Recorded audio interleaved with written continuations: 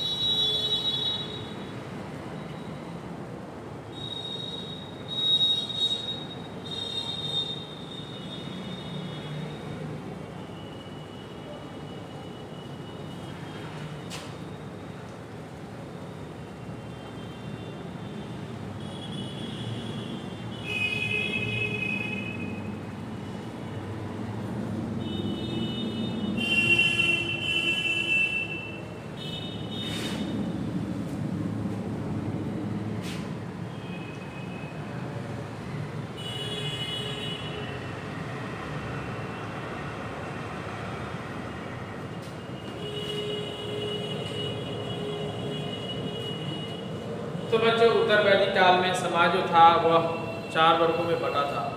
हमने वीडियो के जो है पिछले वीडियोज में भी आप लोग को बताया था, ब्राह्मण, क्षत्रिय, वैश्य और शूद्र, ठीक ना। तो पहले सबसे पहले बच्चों इस प्रश्न को आप लोग लिखिए।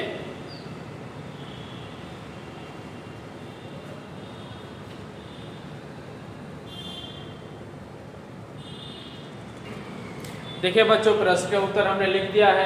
प्रश्न यहाँ में उत्तर वैदिक काल में समाज कितने वर्गों में बटा था। तो उत्तर वैदिक काल में समाज मुख्यतः 4 वर्गों में बटा था। पहला ब्राह्मण, दूसरा क्षत्रिय, तीसरा वैश्य और चौथा शूद्र। तो बच्चों इन चारों वर्गों में जो समाज हमारा बटा हुआ था वह जाति धर्म पर आधारित नहीं था, बल्कि कर्म पर आधारित था। उसके कर्मों के आधार पर जो है इनका वर्गीकरण किया गया।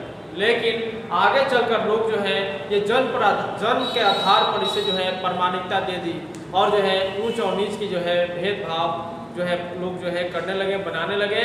और जो यही भेदभाव आज जो है हमारे सामने, हमारे समाज में जो कि कुंठित अवस्था में खड़ी है और हमें अशिक्षक के जो है रूप में जो है हमको जो है इस तरह से लोग जो है हमारे समाज में लोगों को देखा जाता है, ठीक ना।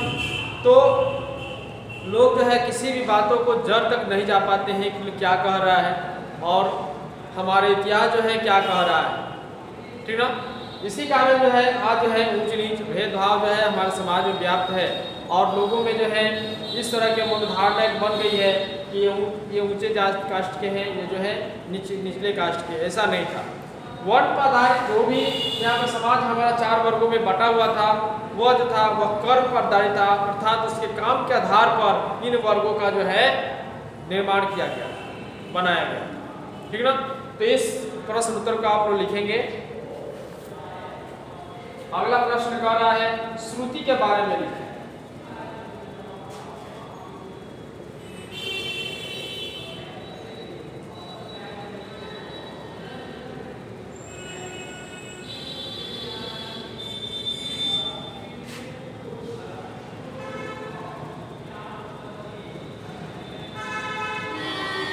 प्रश्न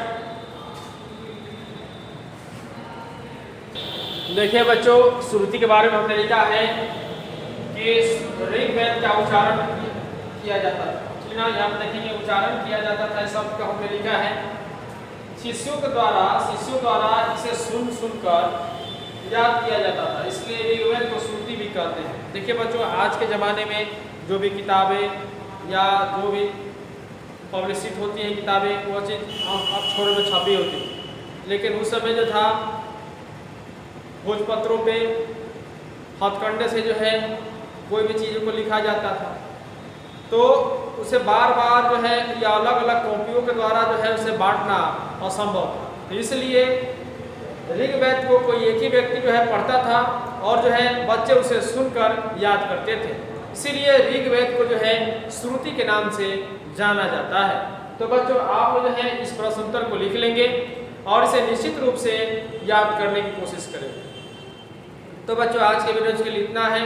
अगले वीडियो में पुनः मिलते हैं, तब तक के लिए धन्यवाद। जय हिंद, जय भारत।